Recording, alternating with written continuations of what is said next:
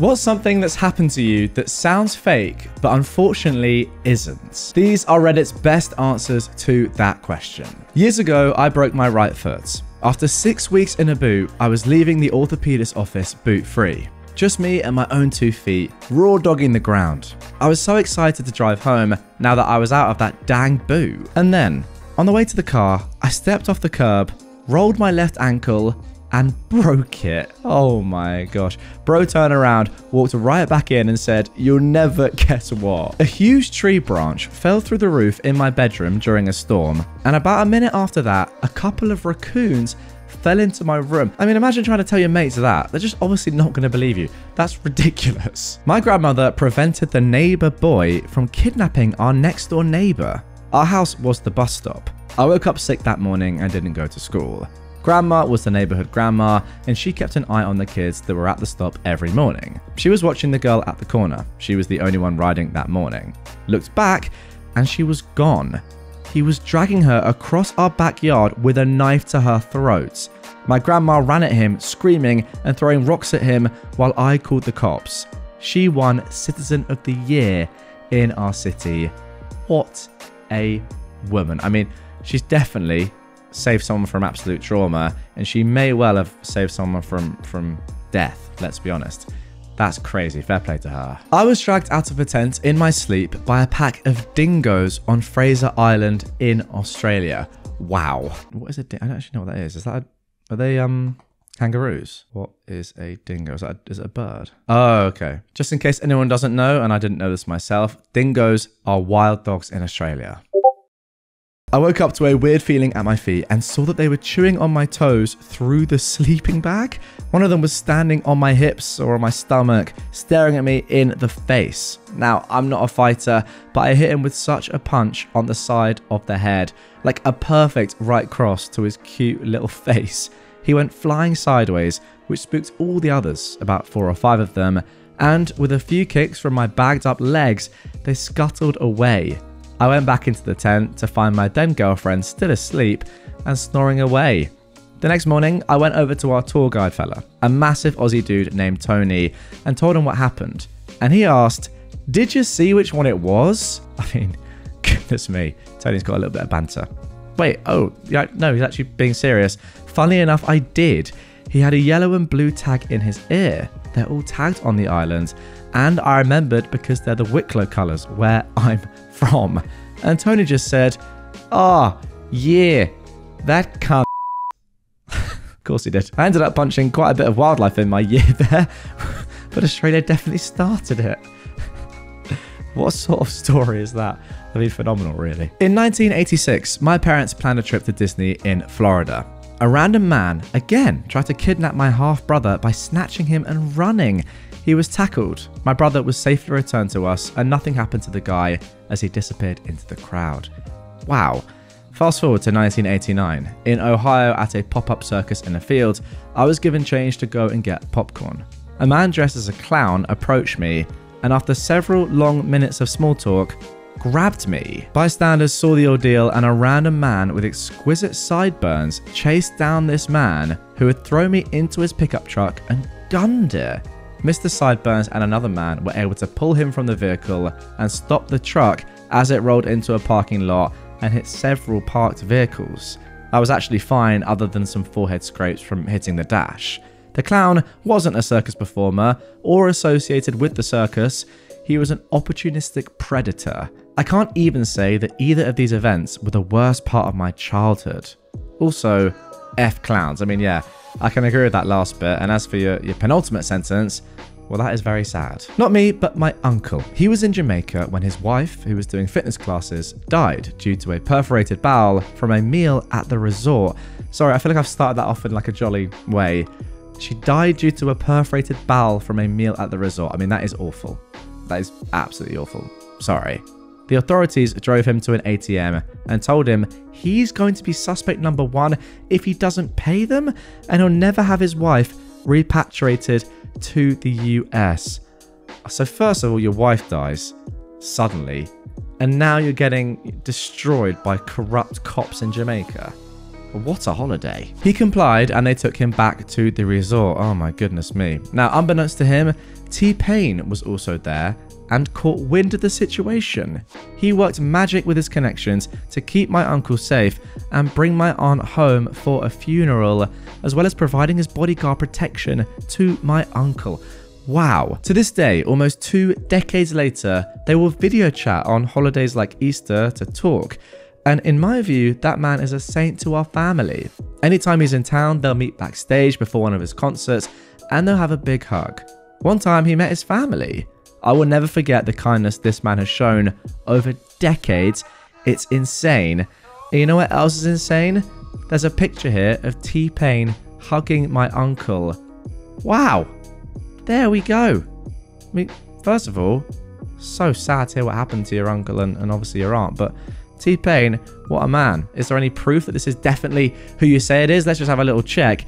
That is his uncle. And I want to call out that in 2007, T-Pain was just 23 years old when he did this selfless act. In my opinion, that just amplifies the character he holds himself to, that you see in his actions throughout his entire life. What an awesome man. You know what? Shout out T-Pain. I didn't realize he was that kind. I lived in a small, quiet town, and my house was in a cul-de-sac, so all the neighbors knew each other and we all got along well. One night when I was about 12 years old, I was babysitting my baby brothers, who are twins. It was bedtime, so we were laying in my mum's bed watching a movie to wind down. Suddenly, they both start whining that they want chocolate milk. I was super annoyed because I just wanted them to go to sleep so I could be off the clock, so to speak. Just as we walked through the doorway and out of the bedroom, I heard what sounded like firecrackers going off in the bedroom we just left. I peeked my head back in the doorway and heard a couple more. It sounded like it was coming from the closet, which was about a foot away from me at this point. I called my mum and told her what happened and that I was scared. We didn't go back in the room until she got home. Now, once she was home, we discovered several bullet holes throughout the bedroom, in the walls, in the closet door, and one in the corner of the TV, so we called the cops. They figured out that our neighbor had been doing some target practice in his garage and drinking, and his garage wall faced our house. So the bullets entered my mum's bedroom through the wall, just a few inches above her head, which had no headboard, right where our heads had been while we were lying there watching the movie. If those little buttheads hadn't bothered me for chocolate milk at that exact moment, things could have been very different. Oh my goodness me. Only in America would someone be shooting bullets in their own garage. I mean, come on guys. That is nuts. Fair play. Chocolate milk is lovely. I want some now. In 2012, I lifeguarded at a beach in Delaware. I was talking with a lady who was drinking a glass of wine on the beach. While telling her she was not allowed to do that, Dave Grohl walked behind me. I was and am a massive fan and knew he would vacation at this beach, but I never assumed that I would run into him.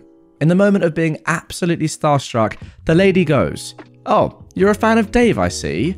Barely able to talk, I said, "Yes, he is the reason I got into drumming." She then said, "Oh, well, he's my son. You should go and say hi." I let her drink the wine, and I was able to talk to my music idol for a solid 20 minutes. One of the best days of my life. That is actually unbelievable. I feel like this woman tactically said, "You know what, son? Get over here. I need some help. I want this wine on the beach." Chat to this bloke. Let me down my red. My childhood best friend's mum passed away by drowning. My best friend then died a couple of months later by being hit by an 18-wheeler on the side of the road. Her father then died a few months later from throat cancer. Lost my entire second family in under a year due to unrelated incidents. It's been 7 years and I'm still not over it. Okay. Wow. And I feel like we were going down a kind of fun route there with Dave Grohl and music idols, but yeah, back down to earth.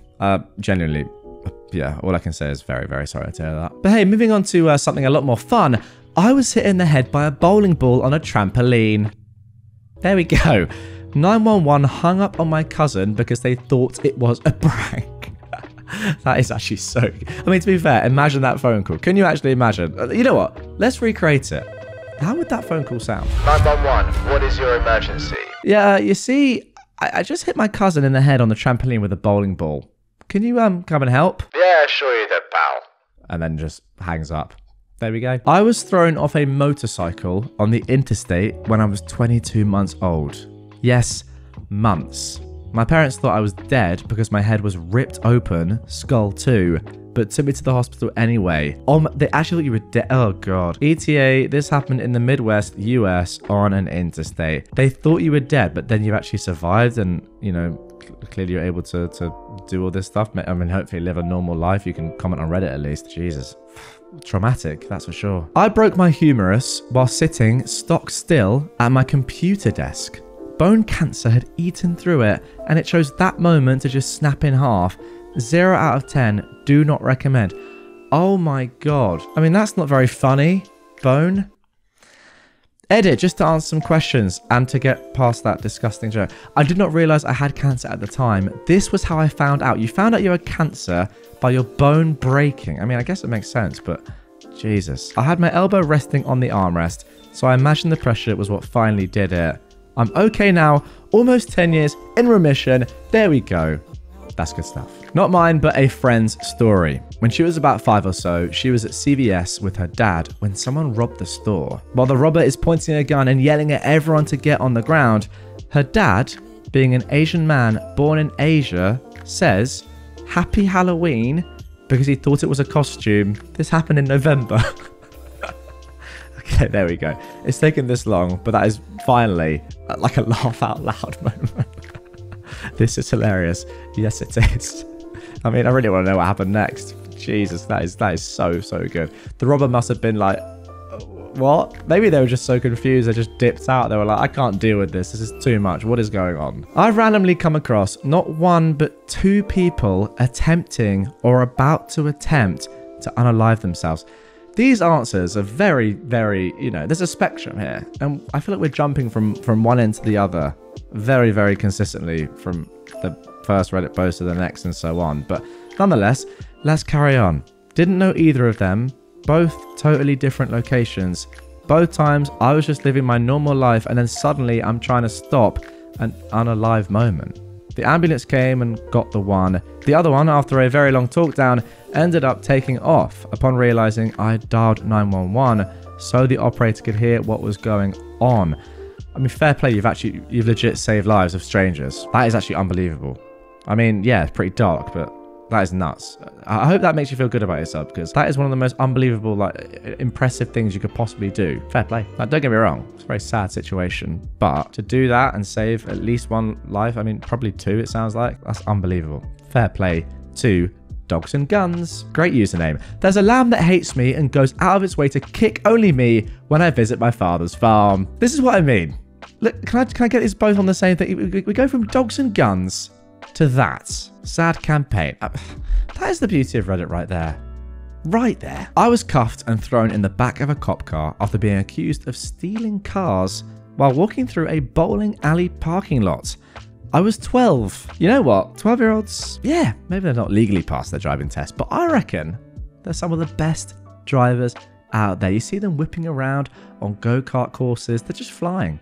So, you know what? I believe it. I reckon you were stealing whips. When I was in elementary school, we went on a class trip to one of those old colonial towns to see how life was back then for settlers. During lunch break, I went to the bathroom and a man paid me to take pictures of me in the bathroom. Wow, okay. I was really excited to get money. I mean, fair enough, you're in elementary school, you probably knew nothing better. Next thing I knew, I was in a police car, scared out of my mind that I was in trouble. I kept apologizing to the cop while my mum tried to calm me down. I remember crying all night that my principal would hate me because I made the cops come. What? Cops come. Just, okay, sorry. What an odd memory. First of all, I didn't do that on purpose. Second of all, not the right time. Third of all, I'm only allowed to do that because nothing actually happened to this person and they ended up being safe. Is that true? I mean, they were paid to... let's carry on. I was working and felt like I broke a rib. It went away, but I offhandedly mentioned it to my doctor. She was super concerned and ordered a bone scan. It was stage 4 cancer. Again. Oh my goodness me. That's exactly how my dad found out he had cancer. I wish you the best. Is that just a thing with bone? I mean, it makes complete sense that your bones feel weak or you break a bone when you have bone cancer. So probably a stupid question. But for some reason, I've never thought about that. There you go. People with bone cancer, get in the comments down below. Let me know what it's like. And if it's really bad, then I will heart your comments. And now let's end on a really, really wholesome one because, you know, this video has been a little bit up and down. So I think this will be a lovely one to end with. My cousin beat my aunt to death, then put a towel over her face and sat down and ate dinner. My other cousin had a welfare check and they found him watching TV with her body in the kitchen. And there we go, guys. It's been really good. Actually, you know what? There's another edit on this, just to give a little bit more context. This happened about 10 years ago in Florida. My cousin is mentally unstable due to a car accident that happened to him when he was in his teens, and he's been on medication his whole life. I guess the older he got, the worse he got. He was in his late 40s when he killed my aunt. I guess they got into an argument, and he snapped and beat her to death. Then cleaned up and put all the evidence in the attic, but left her lying on the kitchen floor with the towel over her face. He's been in a mental institution ever since. And there we go. What a wonderful, wonderful way to end this video. That is ridiculous, but that's how we're going to end it. Hope you enjoyed. And there we go. I'll have a little treat to those of you that stayed till the end. Yeah, maybe you wish you now didn't.